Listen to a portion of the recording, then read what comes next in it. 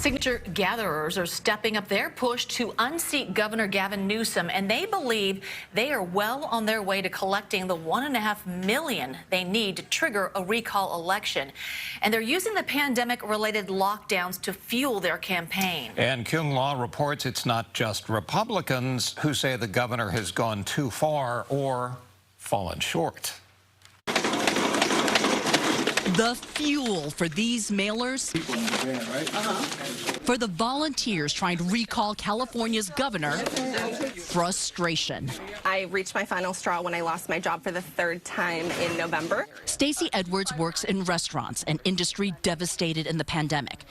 The object of her ire, Governor Gavin Newsom, who has mandated statewide restrictions on businesses to stop the spread of COVID. What do you want to tell the governor about the kind of pain that you're in? Oh gosh, yeah, that's an interesting question. Yeah, it's been very hard. You're gonna make me emotional, but we're talking about starting a family and buying a house, and those are all things that are having to wait because of this. On the other side of the table, I voted for Gavin Newsom.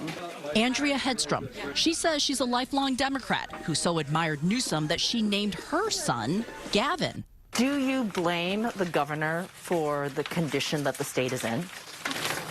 I do at this point. Newsom is the one that's running California right now with an iron fist.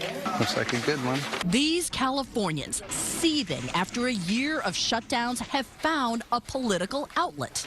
These look like 3 valid signatures on this form. The recall petition. This is just in one day.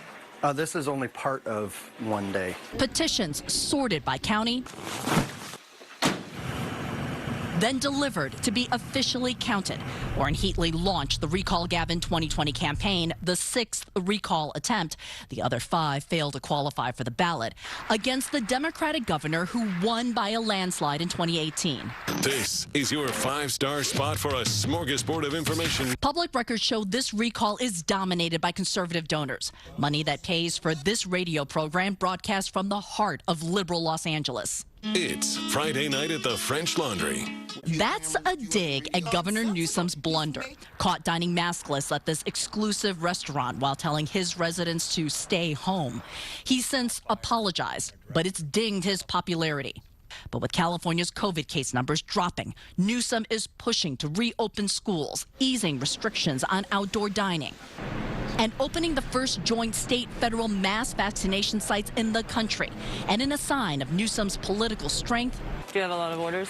Napa Valley restaurant owners like Cynthia Ariosta, who says she lost $500,000 in wage production and sued Newsom for the shutdown, is not willing to sign on to the recall.